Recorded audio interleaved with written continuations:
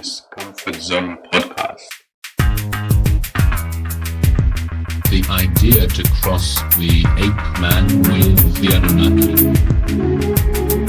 Slaves, work animals, created for one person to unburden the gods.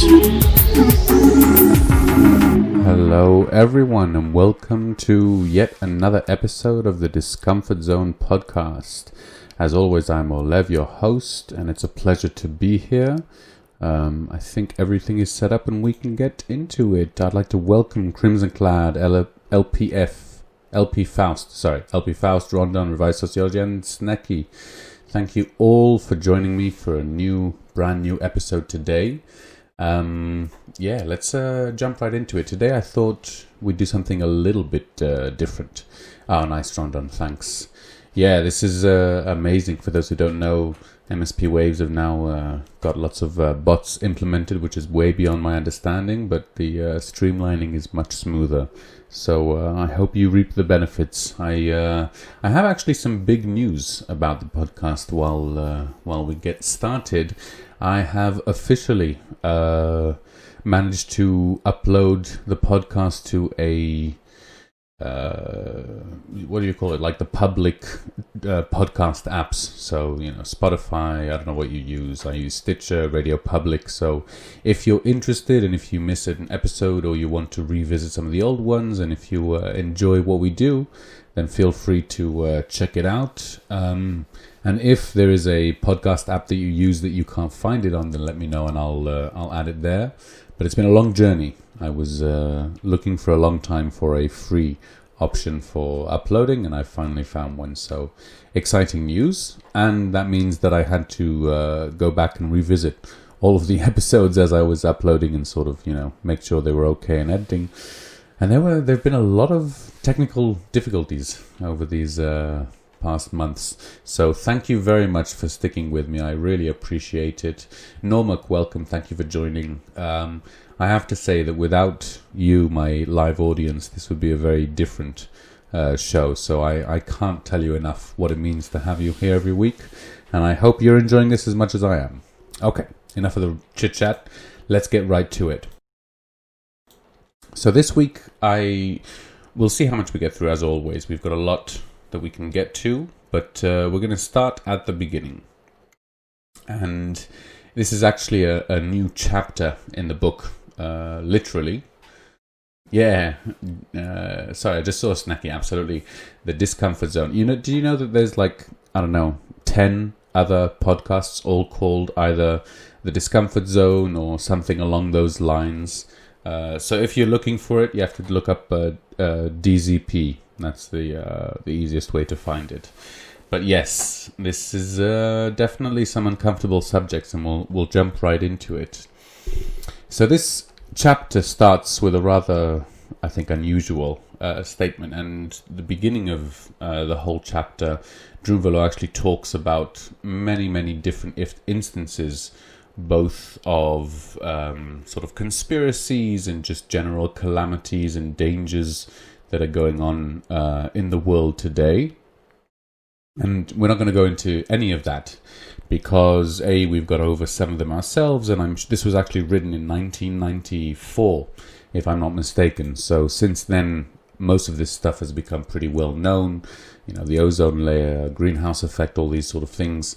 So we're going to jump right to the end. And at the end of the first part, Drunvalo actually mentions something that is, I think, worth in fact reading here. And I don't often quote exactly from the book on the podcast, but this time I wanted to get all of the wording exactly right. So he's talking about, after all of these great calamities that are coming, that are here, and the dire situation that we as humanity face. And he says, if we were not multidimensional beings, if we were only physical bodies connected to the earth and had nowhere to go, we would be in a very serious situation. But because of who we are, what's about to happen on Earth could become a vehicle for enormous growth. Okay? And then he goes on to say something which really stood out for me. For those who know my background and for those who remember the first episodes of the podcast, I'm sure you'll know why. But he says, and I quote, "I'm not suggesting to act environmentally, though that isn't wrong. What I'm much more concerned with is an internal form of acting, a meditation that consciously reconnects you to all life everywhere. It's what the Taoists say, the way to do is to be."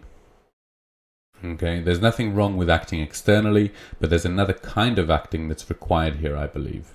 It requires a state of mind where we realize the situation, we begin to take it seriously and work in a way where we can make some real changes in our consciousness. Okay, so those are the words from the book, an exact quote, and I want to talk about that a little bit before we move forward. Now, what Drunvalo is saying here, I think the first time I read the book and the next time now when I was rereading it, those words that we don't have to act environmentally go against all of the decisions that I've made in my life that have led me to this point, really. And it's a very difficult, as it were, pill for me to swallow, to hear that actually, saving the environment, acting sustainably, doing all of these things isn't what's important. But before I go disagreeing with him, I thought I'd actually give my point of view about what he's saying, because I do agree with the point that he's making, in fact, although it might seem paradoxical given my background in my life. I think it's worth mentioning. So what he's talking about here is a form of meditation, and we've actually covered this meditation since we went over it in one of the episodes, the Merkaba meditation. This, as we've seen, is the whole point of the book and Drunvalo's work, and all of the information and the knowledge that he's disseminating is in order for us to be able to do this meditation properly and to understand the significance of it. Now, this meditation is obviously very specific, but along with the meditation, as we said, Drunvalo carries a lot of importance for the knowledge, for the understanding, for the experience, both of the left hemisphere and the right hemisphere. And this is a recurring theme in the book, and we'll touch on it more as we move forward. And so at this point, I'd like to actually introduce a concept which I believe, if I'm not mistaken, I have mentioned before on the podcast, but it's worth mentioning again, which, forgive my atrocious pronunciation of the Sanskrit, but is Jnana Yoga, or that's the way I pronounce it. And Jnana Yoga, for those who don't know, a little bit of background I think would help. There are sort of four types of work that are considered the ways towards enlightenment. And these are, for example, there's Karma Yoga, which is yoga of work, yoga of doing, which means in your day-to-day life, your day-to-day interactions, you strive to be a good person and to do good and to remember always this way of liberation. There's Kriya Yoga, which is a special kind of asana of different poses and different physical motions that encourage it. There's Bhakti Yoga, which is devotion through praise and usually singing and different ways of worship and devotion. And then there's Jnana Yoga. And Jnana Yoga in the Sanskrit Indian terms actually means sort of studying the ancient scripts and memorizing a lot of the things and discussing the ideas and the writings of the Buddha, etc., etc. But I think it also holds a deeper meaning to it. And Jnana Yoga really means sort of the yoga of the mind, as it were, the yoga of thought. If we think in terms of the dimensions and in terms of the four elements that we've mentioned here, if Kriya Yoga is the physical, then Jnana Yoga is the mental, is the part of ourselves which is the rational, language-based part of our consciousness. And this part is, for me, very fascinating for two reasons. One, it's definitely the part of myself that I feel most comfortable and confident in. It's the part of myself that I feel is most emphasized. It comes naturally to me.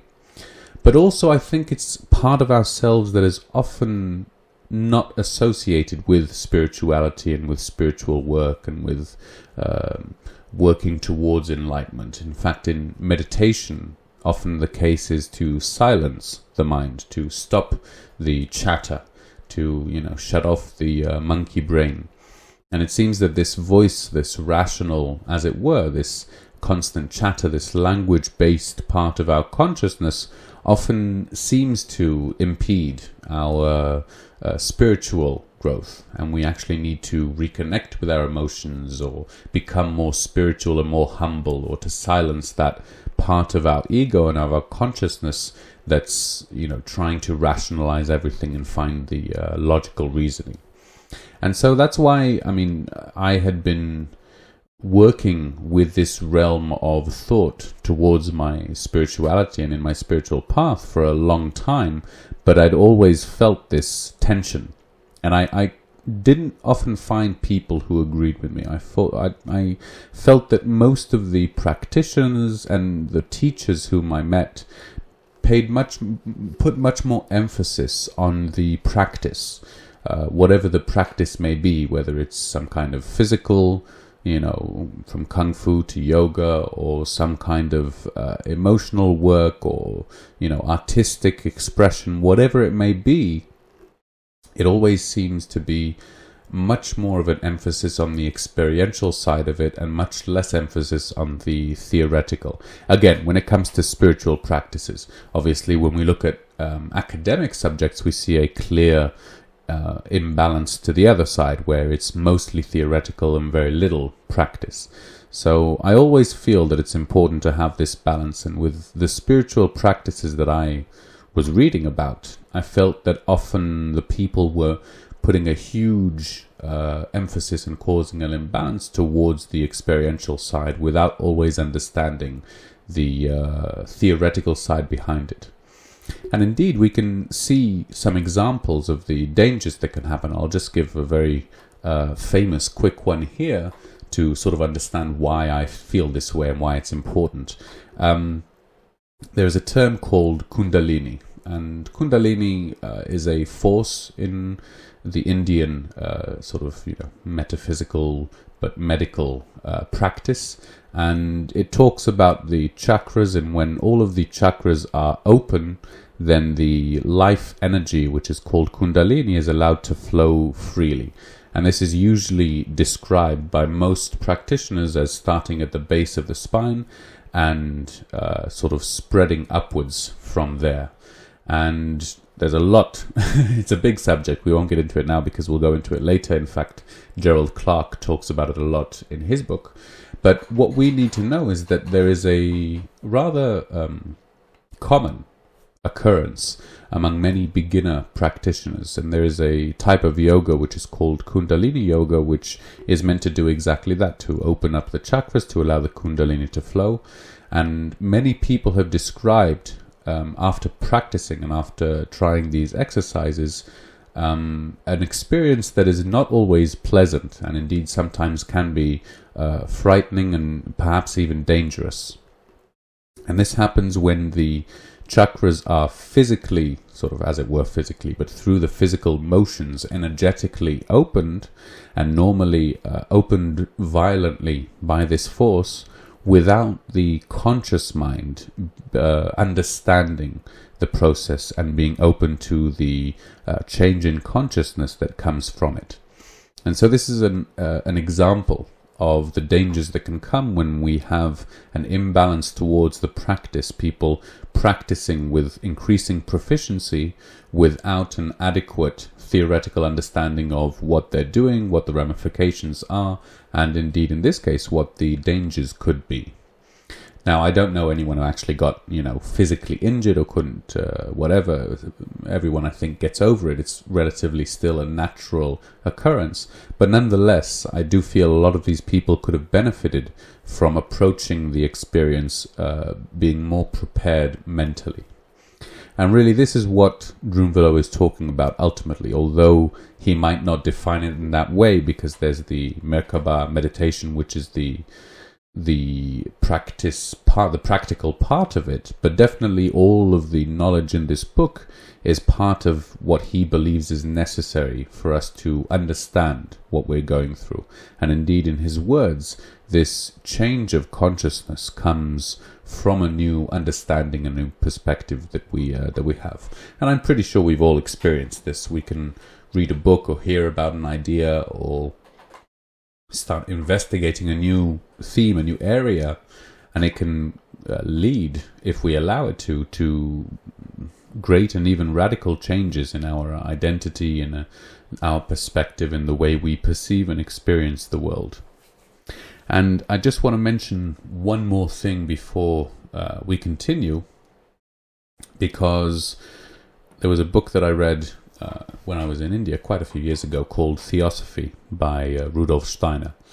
And I think it's one of his lesser known books, which surprised me because it was, for me personally, one of the more influential ones. And he talks about a lot of things, but among them, he mentions in a very clear passage the importance or the power of thought. That's what he calls it. And I remember reading this, and it really gave me goosebumps as I was reading it, and I had to share it with someone. But in it, he talks about the importance and what role the power of thought can play in our spiritual path and indeed in our spiritual understanding. And I'm not going to get into the semantics of it too much, because I think it'll be more easier to understand if we think about it in terms of what we are capable of doing with our thought, what we are capable of perceiving with our mind. And although our mind thinking of something and our body experiencing something are going to always be two separate things, there is part of this reality, of this experience, that we can only sort of connect through the mental side of ourselves. And so, of course, this isn't the only side that exists, and we can't have an imbalance towards there. But a lot of these very spiritual people have come to realize the important part that theory and mental understanding can play. And I certainly agree with a lot of that. So, if that is the case, why do I disagree with Drunvalo when he says that the act is not an environmental act, but an act of, change of consciousness, and an act that is more of the mental realm? I wouldn't say that I completely disagree, and it's not that he says environmentalism is bad, but I think we do have a slightly different emphasis, he and I. And I just want to take the opportunity to talk about my perspective, because, I think it's proper for me to share.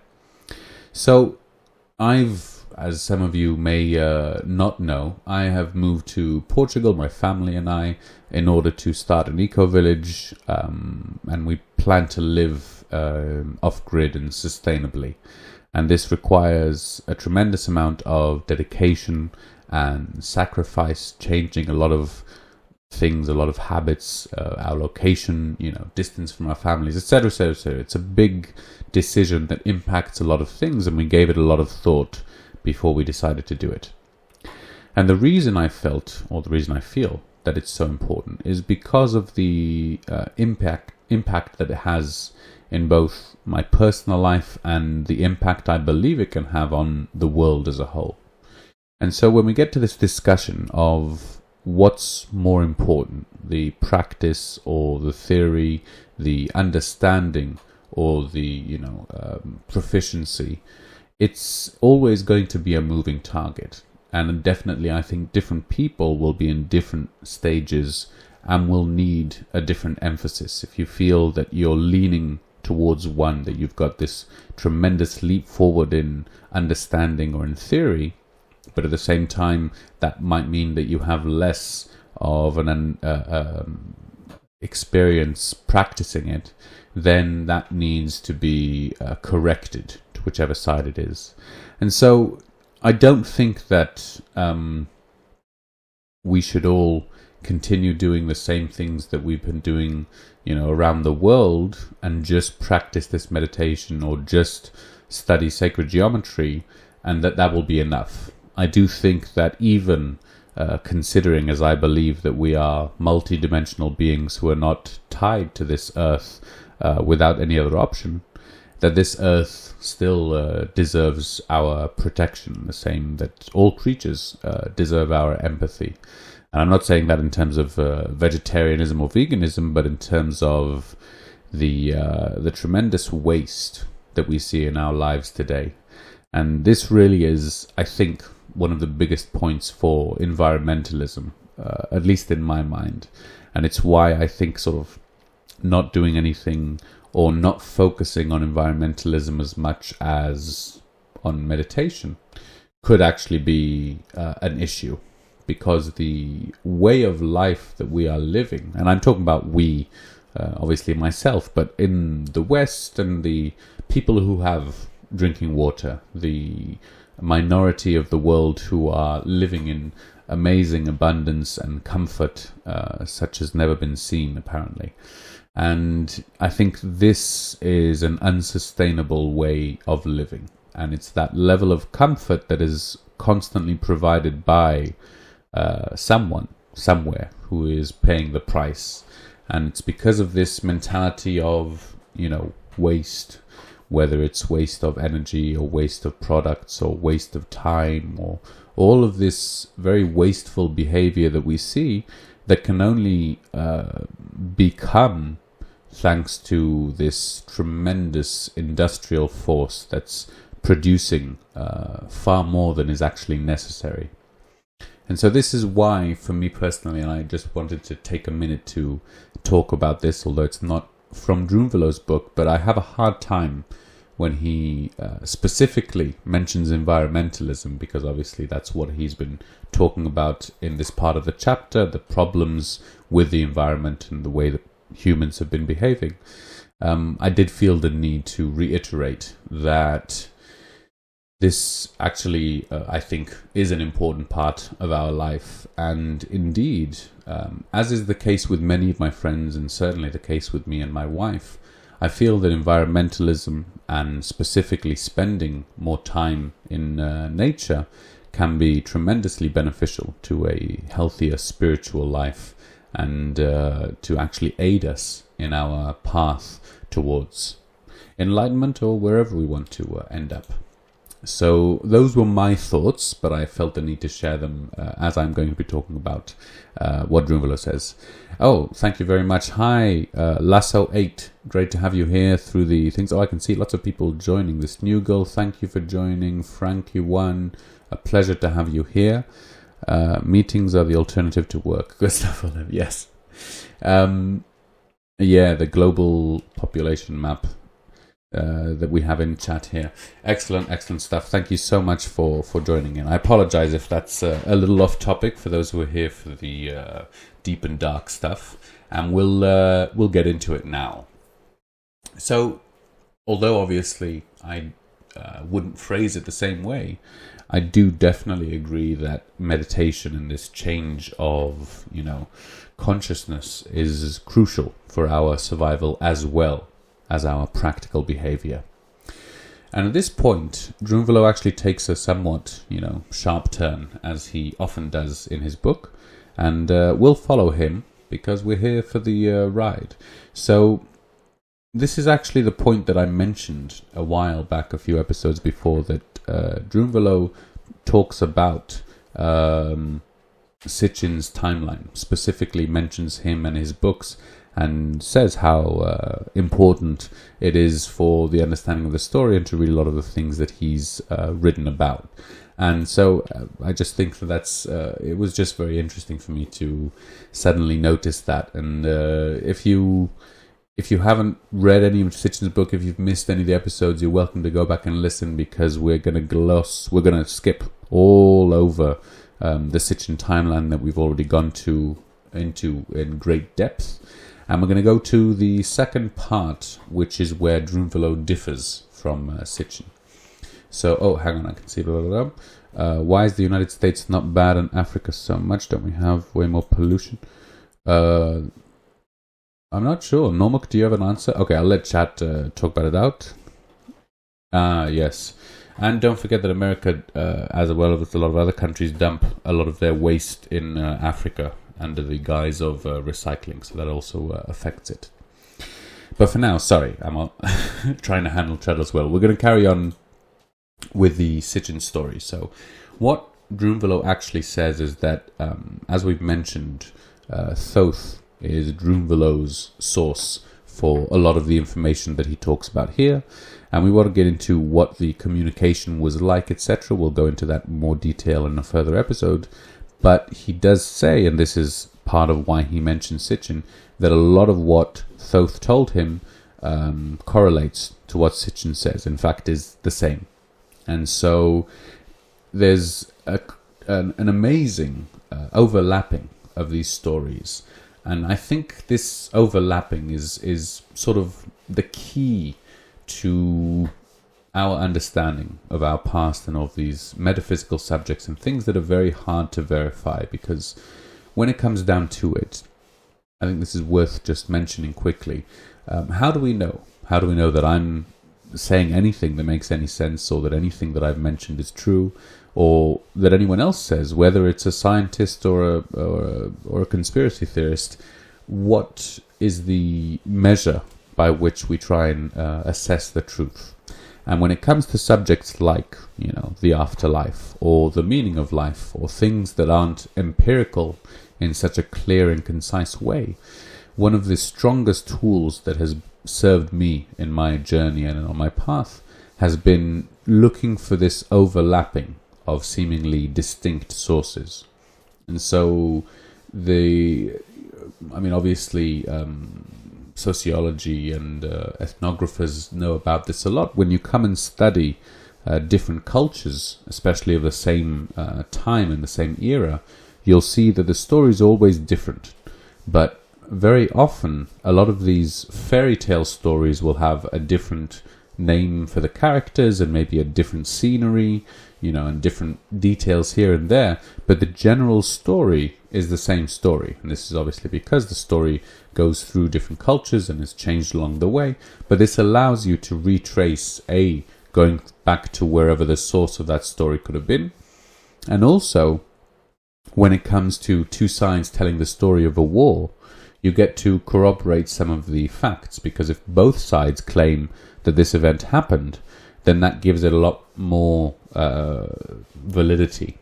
So obviously, two sides who are describing a war, one the losing side, one the winning side, they're going to describe things very, very differently, both the goodies and the baddies, and who attacked first, and whose fault it was, etc., etc.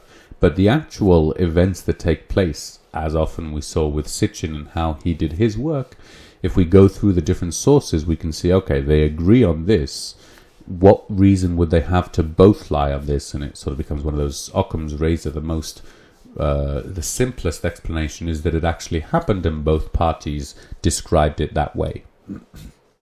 And so I'll just give one tiny example, because, but one of my personal experiences, because this was related to Drunvalo's book. And I'll be honest, I am skipping over some of the stuff that Drunvalo says. Even if you think, what you've heard so far is pretty far out there, he goes into a lot of other stuff as well. Not negative, just very far out there, talking about, some very, it feels to me, some scientific subjects in a slightly less scientific language. And that always sounds a bit worse. It sounds like, not to offend anyone, but it sounds like hippies talking about quantum mechanics. It's like a great poetry. It might sound very good and charismatic, but it doesn't always come off as honest and as understanding. And when I was reading Drunvalo's book for the first time, and obviously as I've said, I'm a pretty rational person. I had read a lot of books on that subject, the same sort of style, but still had a hard time, especially when people sounded like they were, talking about these things and not really understanding and using very inaccurate and not exact language, etc., etc. It would stick out to me. But I was reading this book of Drunvalo's alongside another book, which I'm not sure if I've actually mentioned on the podcast. I don't think I have. And this was a book called Anastasia, which I've heard is the correct pronunciation. Not exactly, but the accent. Anastasia. But this book is, it's actually about the female character's Anastasia.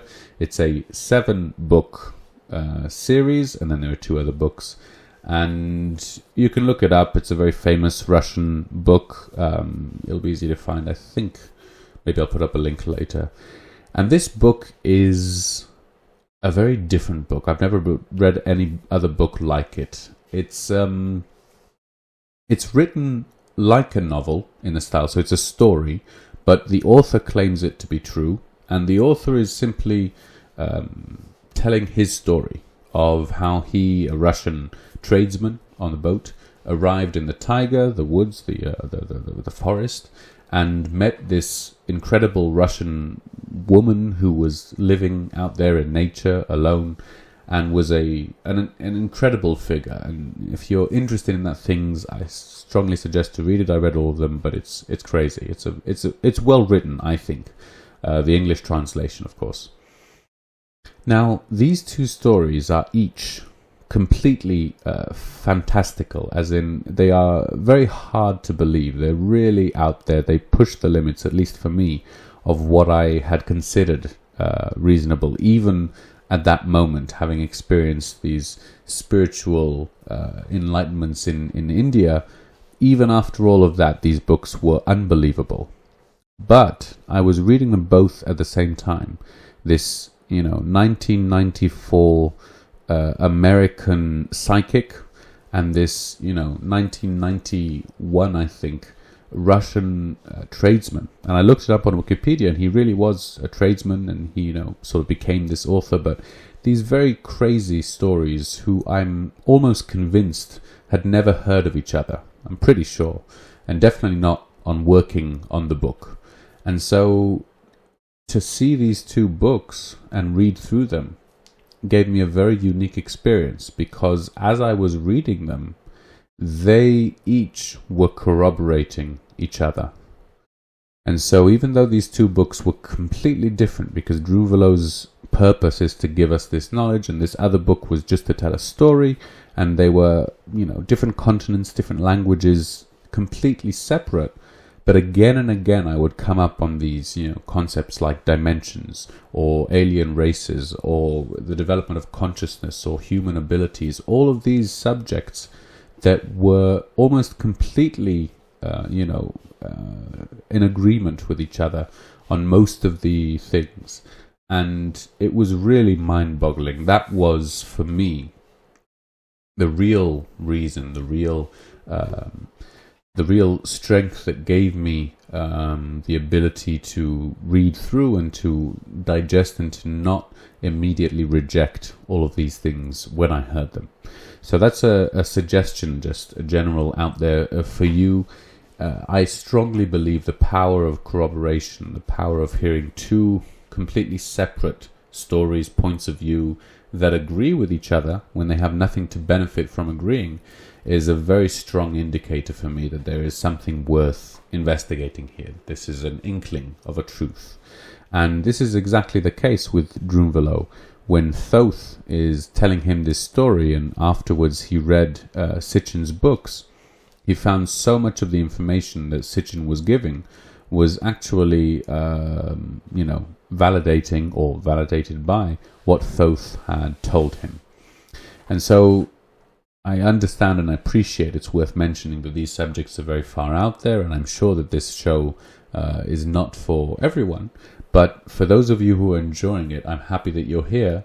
If you feel, then it's very hard to tell the truth, and could it be that everything is just, completely accepted 100% as infallible, or not to believe anything and to be able to doubt everything?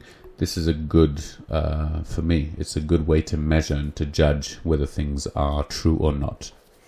And so, with that very long introduction, we're going to move forward through the story, and we'll see exactly what parts they disagree on, because basically more or less, I mean, they agree on most of it. So the whole story that Sitchin tells about the Anunnaki arriving and dealing with the creation of the human beings and enslavement, etc., all of that is in agreement. The difference, and really the crucial difference, comes from actually not a difference of, opinion or fact, but more a difference on perspective. And so I've actually mentioned this a few times in the series on Sitchin, and I said we'd get to it when we talk about Drunvalo. Well, now we're finally here. Oh, thank you so much, Rondon and Frankie. It's a pleasure, really wonderful to be here. As I said, Sitchin deals with a third dimension, and we've gone over a few of the stories. How did the Anunnaki arrive? How did they communicate with the human beings? How could they change size or shape? All of these questions that we didn't answer because Sitchin only dealt with a third dimension. Understandably, because all of Sitchin's source was archaeological or linguistic, but all of the third dimension and of human history. And that really is the key point here, that all of the information that we've gone over in Sitchin's books was the human perspective as told, as received from the Anunnaki. And this is something that's worth understanding from our perspective today. In the same way that we can look at what used to be perceived as gods and understand them in our modern day terms as aliens, so we can apply the same thing as we have done before and realize that this race of humans who were around knew far, far less than we do today and were far less free in their thought than we are today. And in order for us to understand this, we can look at, this situation exactly. We have a third dimension perspective which was given by the Anunnakis. Benevolent or maleficent, these beings definitely wanted to control the humans in whatever way necessary. So they didn't share all of the information. We know that they kept secrets from them. And even through the years, as more of these secrets came out, there's another element to keeping information from the humans, and that's the level of understanding. So we know that, for example, when we have children, we can't talk to our children about everything and anything because there are some things they wouldn't understand. For example, rocket science. You can't just start explaining rocket science. It's based on, complex math and different areas that you have to sort of study and understand. And once you have a level of understanding, then you can reach more complex things, obviously. That's exactly the same case with the humans from Sitchin's stories. Those humans, to whatever degree and for whatever reason, were very primitive in their understanding. They didn't understand that these quote-unquote gods were extraterrestrial beings who had arrived from another planet. They understood them to be supernatural beings who are beyond their comprehension, who use magic and witchcraft to get their deed done. And so with this in mind, we can see why even if the Anunnaki, as we might believe, if Enki was indeed interested in humanity's growth and in helping human beings in, pursuing their path towards enlightenment, in order to protect humans and indeed just to suit their level of understanding, there were many things that he would have to have kept hidden from them. Knowledge and understanding that they wouldn't understand or they weren't ready for, or even could be used because of a lack of understanding for evil and harm rather than good, as is often the case as we've seen. So with all of this in mind, we can see how Sitchin, who, if we think about that and think about what a handicap he was facing, going back hundreds of thousands of years, or at least thousands of years of archaeological digs, going through, all of the different languages, and having this whole story told, not from, the second source, but in fact, a source who was lied to from the beginning, as it were, to a certain extent, then it's really amazing that work that he did. Nevertheless, it's always useful to gain a larger understanding, and indeed, this is where Thoth and Drunvalo come into play. And so Drunvalo's perspective on the whole story is not merely the third dimensional one that we have heard, but in fact it is what he terms the fourth dimensional as well. And so that's what we're going to talk about now for a little bit. How are we doing for time? Okay, excellent. I think we're just on time. Wonderful. So the first thing that Drunvalo mentions is something that's going to come up quite often, and it's a it's a concept. I'll just mention it very quickly. It's called the Halls of Amenti. For those who have heard of it, just so that you know what we're talking about. For those who haven't, we'll explain a little bit about what it is, but we won't get into it in depth. I will say that the term Halls of Amenti will come up a lot with Gerald Clark, and it's in fact a book. It's in a book called The Emerald Tablets, which is a very famous, possibly the most famous book that's written by Thoth, as it was said, and this it's a very interesting book. It's a sort of alchemical text. It's written very cryptically. It's not an easy understanding, but it's one of the most famous in sort of, you know, the whole field and theory of alchemy and Hermes Trismegistus, Hermeticism, hermeneutics, etc., etc. Lost the name for a minute. Oh, hang on, we've got a question. Wasn't Sitchin a fraud, especially in regard to Sumerian research? Okay, I am going to answer that question, but at the end of the episode, because it deserves an answer. But we will get there. Don't forget Normak, and remind me if I do. So first we're going to finish with the Halls of Amenti, and then we'll carry on. The Halls of Amenti is a place, according to Drunvalo, again, this is what Thoth conveyed to him, a place which is, quote-unquote, in the fourth dimension. So this is already an interesting concept. What does that mean? How can we perceive it if it's in the fourth dimension? Why do we call it a place, etc., etc.? But for now, we're going to focus on just the, the bare facts or the bare description that Drunvalo supplies. And as we talk about this concept more, it will become clearer, because sacred geometry does play a very big part in the Halls of Amenti, in the understanding, in the way that this universe and interdimensional part of it is constructed. But for now, we'll just say that the Halls of Amenti was a place that wasn't in this dimension, and it was obviously a very special place. Now, the reason for the creation of this place to begin with, as it were, is, in Drunvalo's word, it was a place to create new species. And so, according to him, I should just mention that with Sitchin we called the gods Anunnaki, according to their Sumerian name. Drunvalo calls them Nephilim, which we mentioned the name as well, but that's the term that he uses in his book. So we're going to use that term now, but just remember Nephilim and Anunnaki are exactly the same, okay? So according to Drunvalo, the Nephilim actually came to the Halls of Amenti in order to produce this new human race, and this wasn't something tremendously unique. And so, as we can see in the evolutionary term, according to Drunvalo, in the fourth dimension, there is sort of this creation of new species, which is termed as embarking on a new path of evolution. And we can think about this as simply as possible. This is another way of describing what we term, mutation in the theory of evolution. Theory of evolution says that mutation happens in the DNA, which opens up new species, and that, that path of evolution is completely unguided and random and has no meaning and no sense behind it.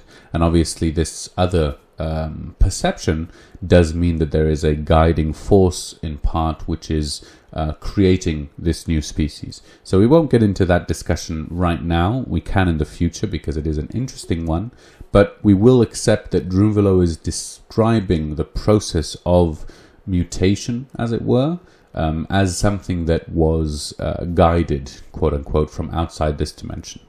And so into the halls of Amenti, the Nephilim came, and in his words, they actually sort of sacrificed their physical existence in order to take part in this creation. And in there, they created this, what he terms flame, which was actually called the flower of life, as with the geometric shape, it was it held that information within its shape. These are all Drunvalo's words, so I'm just using them as, obviously they are metaphors. We shouldn't confuse it with fire or flower. But this flame, which was called the flower of life, is actually sort of the essence, as it were, of the human race, the human path of evolution. And it was put inside this room, the halls of Amenti, which was in the earth, not in the third dimension of earth, but the earth is as well a multi-dimensional being / place. And so in the womb of the earth, this spirit of flame was put, and this was the beginning of the creation of the human race. And so alongside with the Nephilim, as is needed for creation, as we have seen, the Nephilim, according to Drunvalo, which I found difficult to believe, but according to him, the Nephilim were the feminine side, or the mother part of the equation. And as Thoth said, wherever there is a mother, you need a father. And the father came in the form, from what we've spoken about before, of the beings who came from Sirius, the star system that we mentioned a few episodes before. Now, the Sirians, which were quite different from the Nephilim, in the sense that the Sirians were more completely fourth dimensional beings. That isn't to say they can't become third dimensional or appear third dimensional, but their existence is primarily fourth dimensional. The Nephilim, as we've seen with Sitchin, were primarily third dimensional. And so when the Syrians arrived in this, fourth dimension, the halls of Amenti, they actually fulfilled the second half of this equation, the separation of duality into the Trinity to create something new, and took part in helping to create this flame, which was the genesis of the human evolution. And okay, I can see we're coming close to time now, so I think that's where we're going to stop for now, because it's a good place to stop. And we have chat. Oh, and I see another. Okay. Yeah, so if you have any questions about any of that, please let me know. There were giants in the earth in those days, and also after that, when the sons of God came into.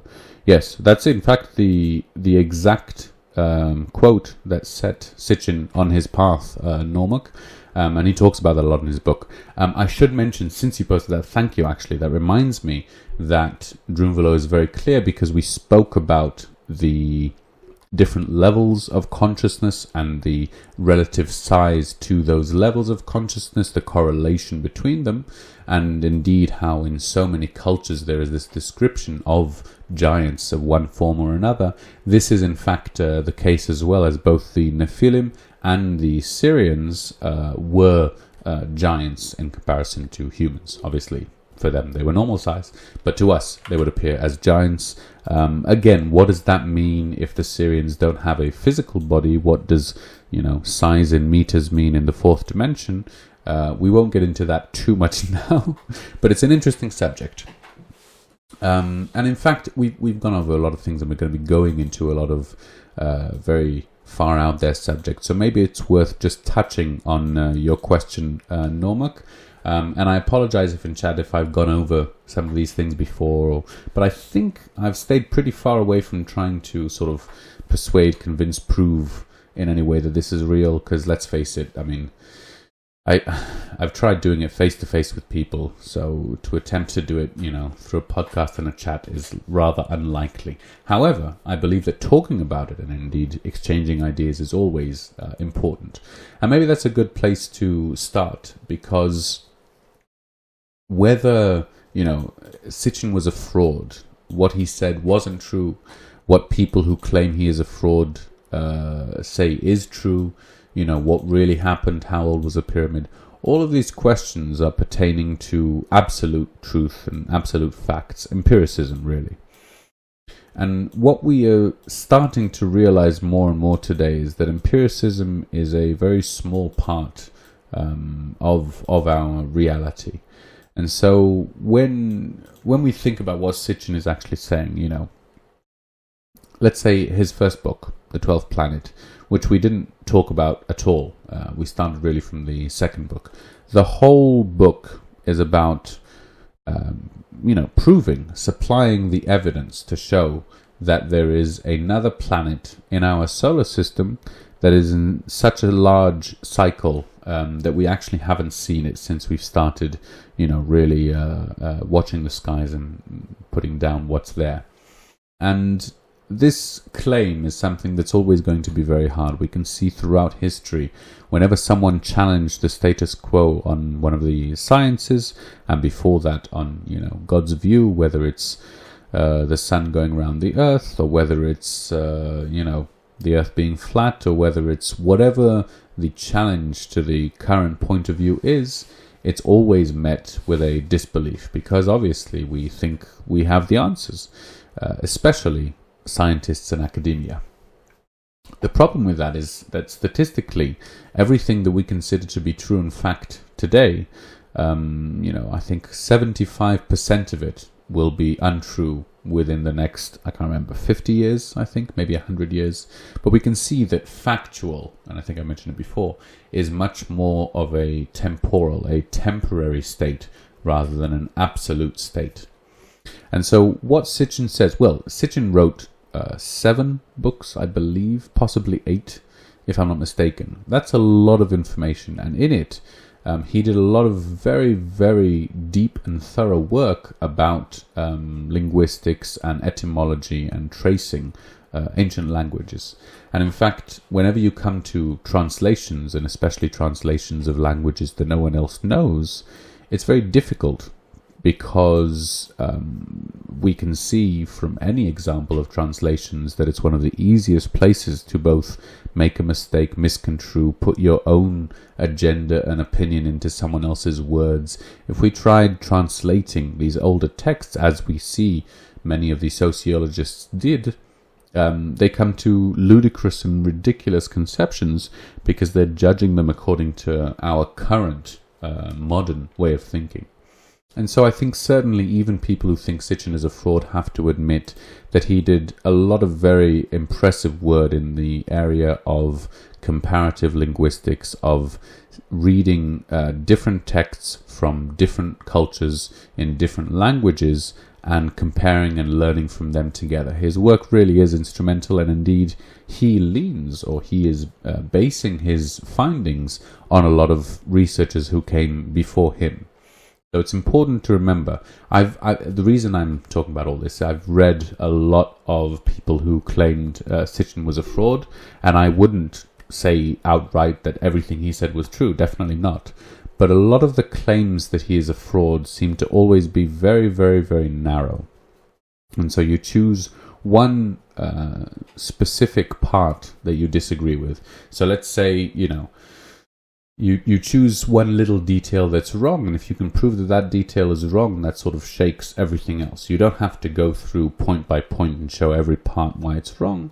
So for example, Sitchin is talking about one of the clay tablets that were found with 12 stars imprinted on it, shown around, one of the planets. And he claims that these are the 12 planets around Earth. And then their claim is that when you look at it, you can see that it's actually not stars, and this is a ridiculous leap, and he's saying that because of blah, blah, blah. But they don't talk about all of the evidence that Sitchin has brought before that point. There's this, pages upon pages of different parts that are supporting this argument, and they sort of ignore all of that and focus in on the one thing that's, looks weird or might even be wrong. and claim that this is enough reason for all of the rest of his work to be invalidated. And that's something that I disagree with. I think that nobody has the whole truth, and nobody is completely wrong. And although it's hard to sift through and see what's right and what's wrong, when we get an opportunity like this, where here we have Sitchin, and then we have Drunvalo, and we have many other examples, which I won't get into, of people who have corroborated this on their own, with their own experiences, with their own knowledge, or indeed have reached the same conclusions separately, then it starts saying, okay, well, if he's a fraud, then why are all of these frauds agreeing on these subjects? And obviously I'm not talking about if they know each other, if they've studied each other, but people of different cultures. Why is there's this agreement among strangers who've never heard of each other, if it isn't the case? And that's when I think it becomes interesting. So to I hope I answered your question more or less, but to put it more succinctly, I don't know whether Sitchin is a fraud, and I definitely couldn't persuade you one way or another. I believe a lot of what he wrote about in his books is so important that it changed the way I think about history and about humanity in general. Oh yeah, so you did used to listen to him. Excellent. Yes, I thought that you hadn't heard of him, but it's just very much like Drunvalo, and indeed the whole reason why I'm doing this podcast to begin with is that I believe that this information, that this knowledge is important for us to hear, not so that everyone salutes the same way, but because I believe, as I've said with Jnana Yoga, that an important part of the development of our consciousness, of our spirituality, of our being as a whole, is learning new perspectives, learning new information, learning new ideas that can help expand our mind. But again, that's my personal opinion, and let's be honest, if you don't agree with that, you probably wouldn't be here. No offense to all those in chat who are waiting for the next show. Why do I always forget it? I keep wanting to say posh post. It's not. What is it? Yeah, exactly. That's what I like. I didn't agree with him, but it was interesting. I think it was Plato who said the ability to hold two contradictory ideas simultaneously is the mark of true genius. I probably butchered that completely. Post Up, I can never remember their name. I do apologize. But yes, if you're here for Post Up, then sorry for this ranting on Sitchin. Yes, all of the things that I mention here, all of the quote-unquote knowledge that I bring forward is really only meant to be positive, and although it might not always seem that way, if in any way, you don't like what I'm saying, please remember, don't take me seriously. I don't take myself seriously, that's for sure. And let's face it, if you saw the room that I'm broadcasting this from, you wouldn't feel threatened by me at all. So it's all good. It's all good. It's all fun, I used to read books. I watch films, even though I know they're not true. And personally, here's the absolute truth. Okay, let's get down to brass tacks, because we've mentioned this, and I've got like about a minute left, so that should be enough to clear this out. I'm first and foremost a Taoist, and Taoism says one thing, and that is, don't believe anything, don't take anything as true, don't be serious about anything, don't try anything, don't. Just be, without anything else. And then, on top of that, if you want to, you can sort of have fun and play. So that's not the way I do live, but I try. I would like to live my life that way. All of these crazy ideas and theories and aliens and meditations and human consciousness is really just all, fun and games. Don't take it too seriously. Okay, well, I've been Olev. That's been an hour. It's been an absolute pleasure to be here. Wonderful as always. Thank you so much. And I hope to see you all next week. Until then, enjoy yourselves. Have a good one. Bye.